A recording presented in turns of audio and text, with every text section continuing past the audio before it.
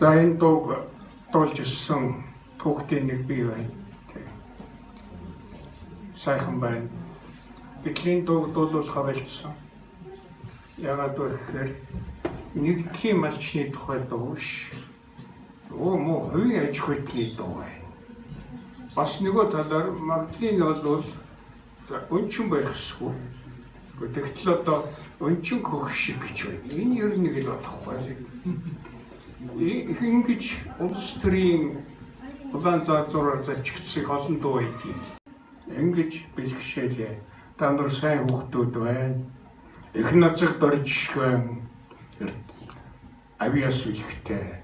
Эрдэмтэн соднон бөгшгэн ухааны далгай.